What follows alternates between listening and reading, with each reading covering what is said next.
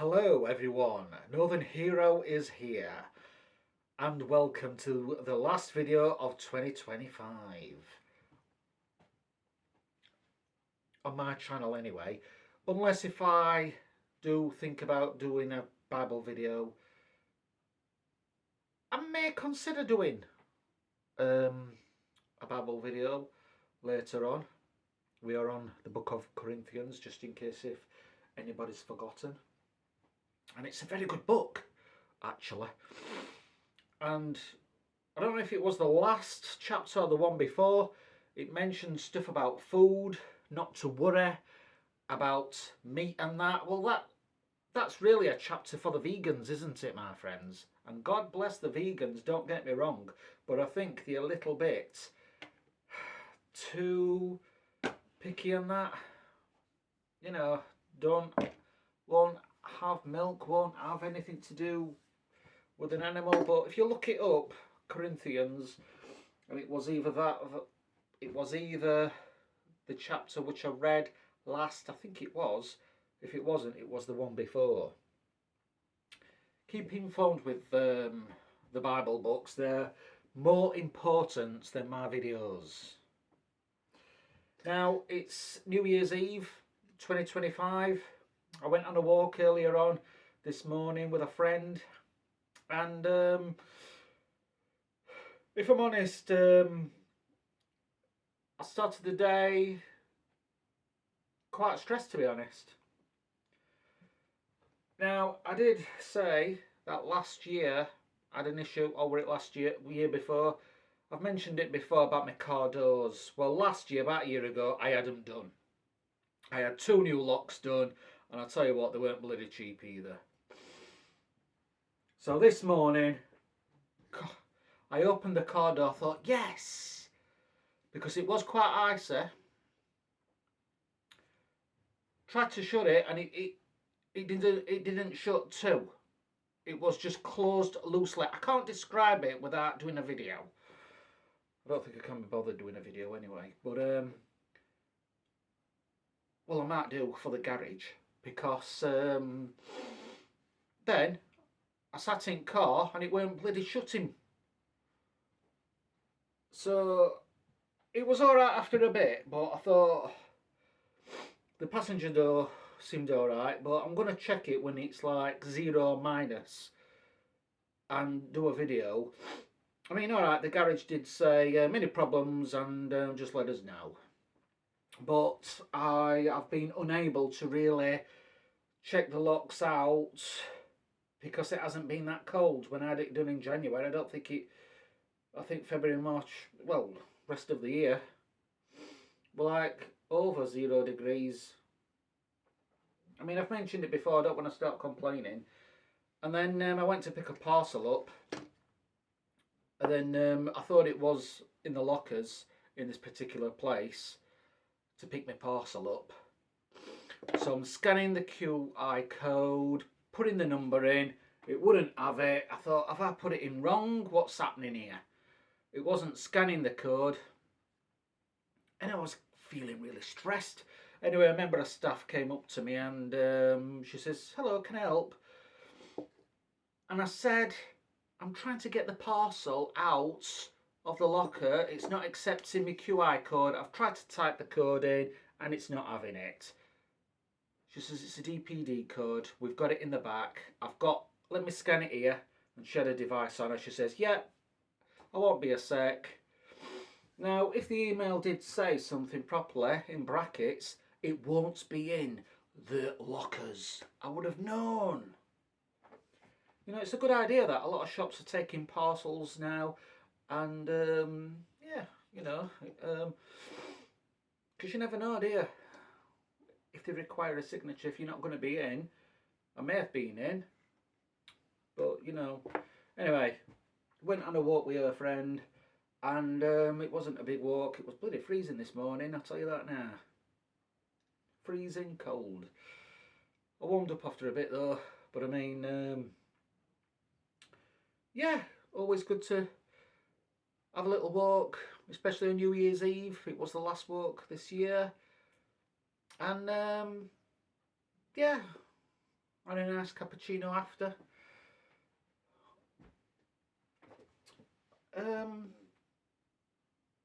Definitely going to do it more, I think.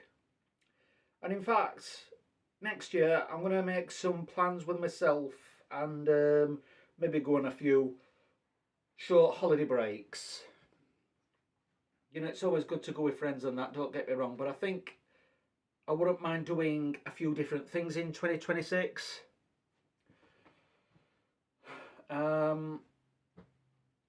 And yeah, I'm hoping that 2026 will be a fantastic year for me. And I hope and pray it will be a fantastic year for everybody who's watching as well.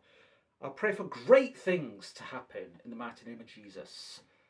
And if you're not sure about faith in God, well, pray that God will reveal himself to you all right now in the mighty name of Jesus Christ. He is the King of Kings, my friends. And you know something? He has got a plan and purpose for us. If we believe. And God has been good to me, you know.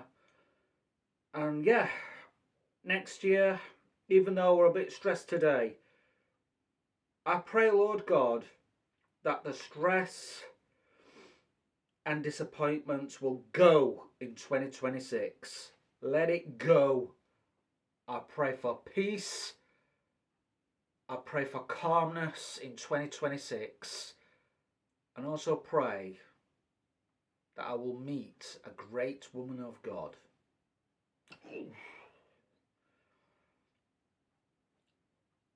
I pray that it will happen next year. Although, you know what? Sometimes we can pray for things. God might be getting us ready for something. Who knows? But yeah, I do feel as though that I want to meet a woman. You know, I had bad luck in the past. Not meant to be. You know, there's somebody out there for all of us. But I did feel something just then.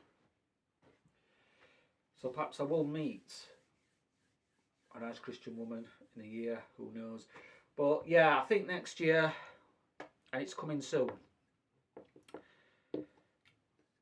Yeah, it'd be good for me to do different things, to have more breaks. In fact, somebody's asked me if I want to go to London just for a day.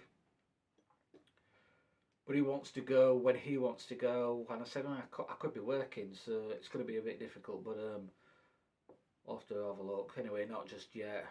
Later on in the year, you know, spring, summertime. Yeah, I've got a friend who's going away on his own to Spain.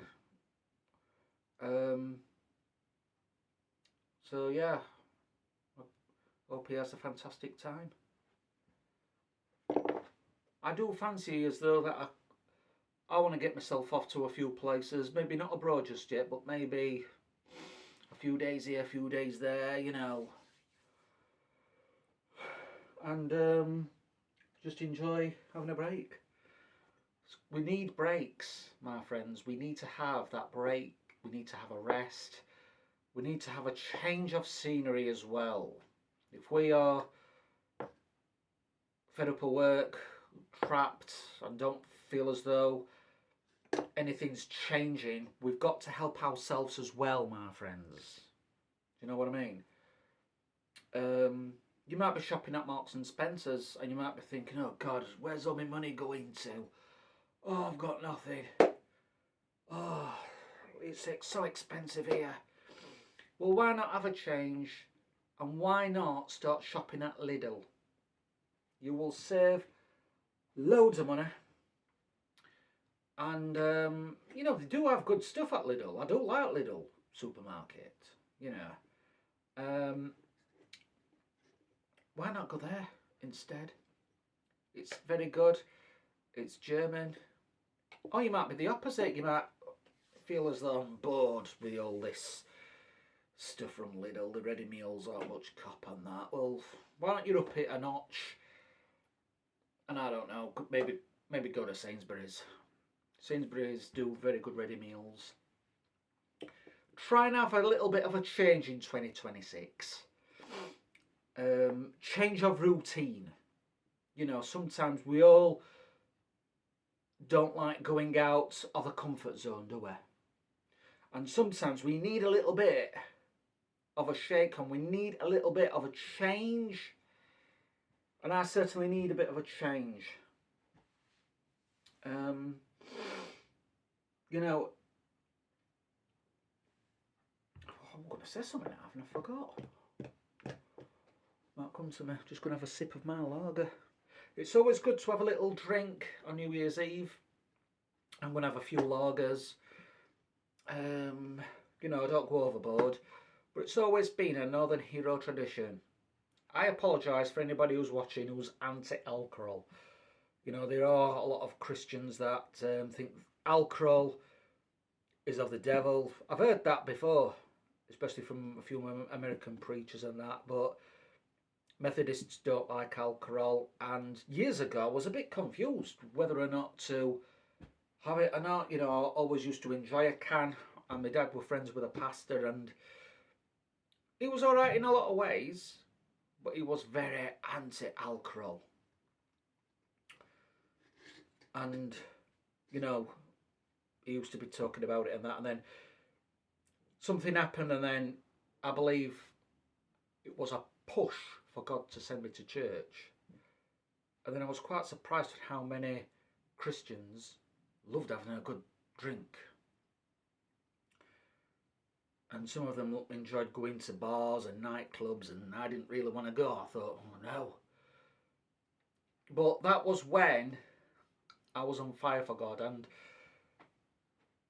you know, in my last video, was it my last video? I've done a few Bible reading videos.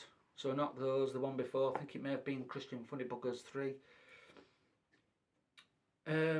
Let's not get too negative with that particular church and that, because it was great. It was where God sent me.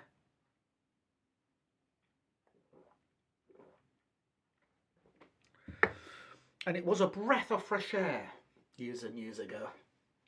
You know, it was different.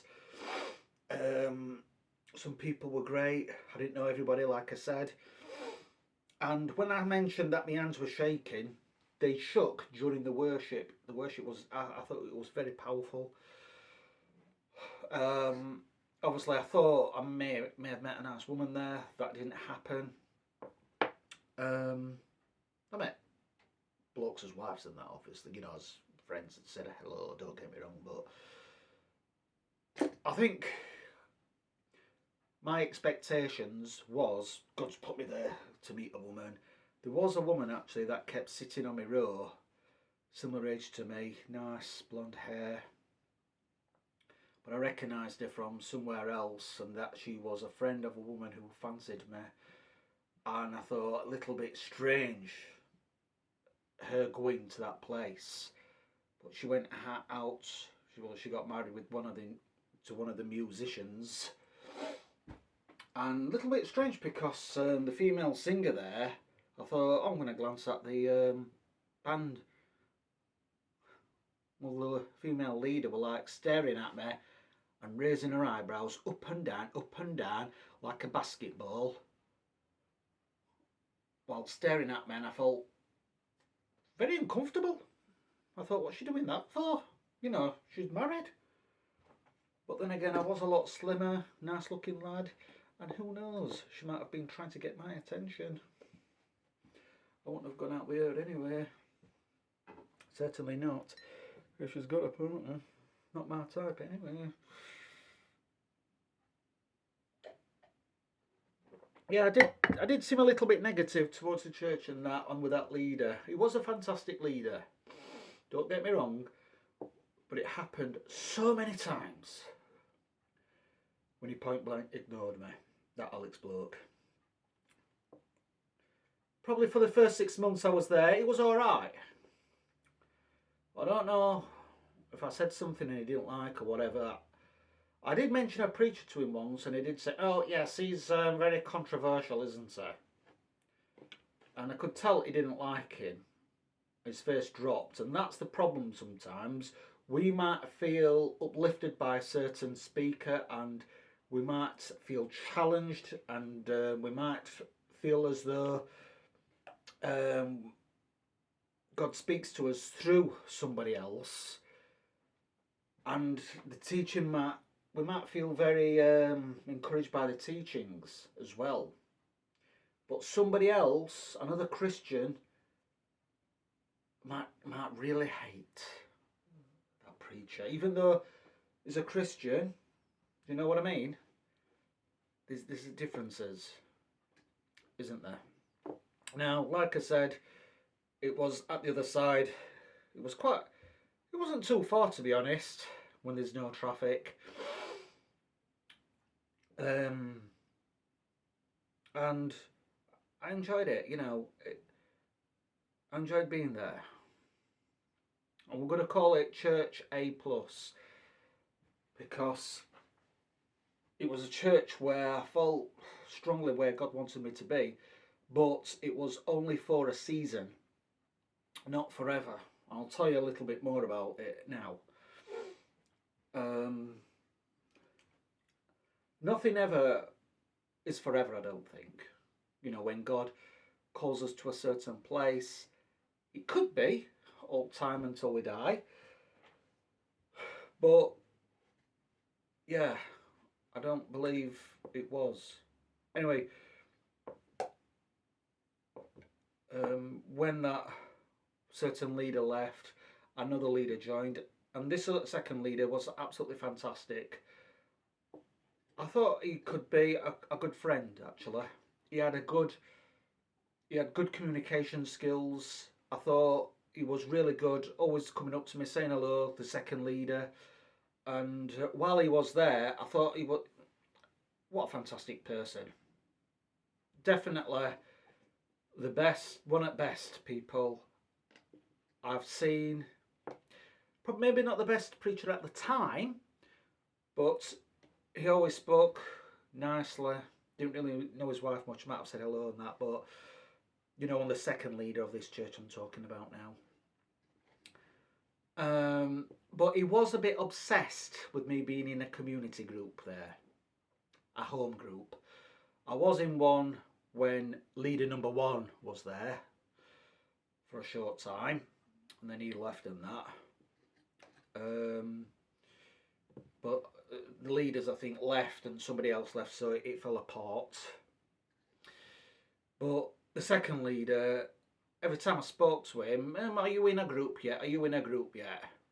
Now, God may call us to a certain church, but that doesn't necessarily mean he's going to call us for duties there, to be in a home group or whatever.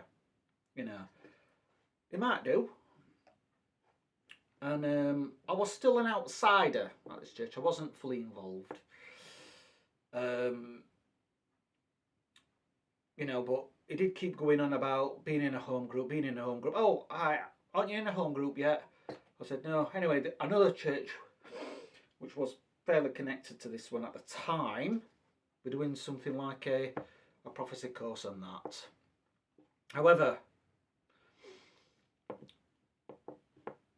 I said to the leader, I said, I think I'm going to go on this. So he said, do you live with Christian house friends? Are you in a home group? I said, no, I live with my parents and they're Christians, they pray. No, that's not good enough, that. You can't go onto the prophecy course if you're not involved in a home group. No, you can't go on it. Now, with him saying that, I may have lost out on a great opportunity there. And I just felt as though I was left out, and I felt as though a bit rejected, kind of thing. Do you know what I mean? Anyway, at the time, I just thought, probably not meant to be. I did go on one years after. Don't get me wrong. But one of the things which really um, which I didn't like actually. He did try and help me and fix like a home group up for me,